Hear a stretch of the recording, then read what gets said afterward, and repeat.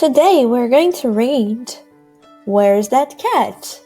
By Sam Wilson, T. Nicole Clark, and Chanel Ferreira.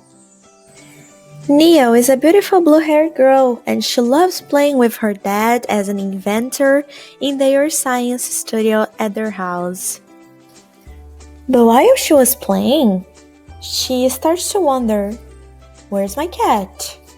So she goes to her dad and she asks him, Dad, have you seen our cat? And he answers, No, I haven't.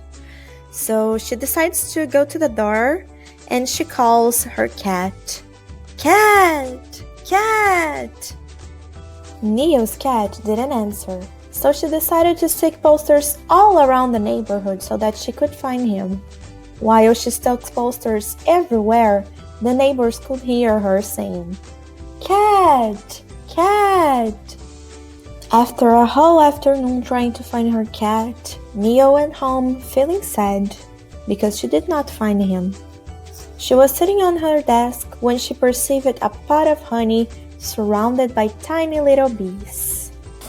She took her favorite inventor's magnifying glass and followed the path of the tiny little bees, which led her to the garage. When she arrived, she was surprised to see a new machine. This machine reduced people's size to as tiny and as little as the tiny little bees that she had seen. She then entered the machine and became as tiny and as little as a screw. She went to the yard, and when she arrived, she was surprised to see how great the world around her was. The flowers were big, the leaves were giant, and a simple worm now had the size of a huge monster.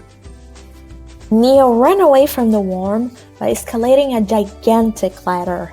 When she got into her house, she saw something curious. It was her cat! Neo found her beloved cat taking a nap right next to his food bowl. She grabbed him and held him tight, saying she would never again let him go. However, they should come back to their real size, and to get to the machine, they would have to pass the yard and the giant worm. Neo had an idea then. Neo and her cat drove a toy car across the yard, defeating the worm, smiling from ear to ear.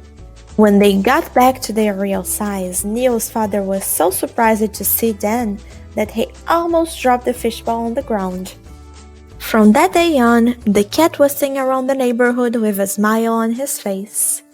No one would ever hear Neo calling out her cat again, because she always knew how to find him.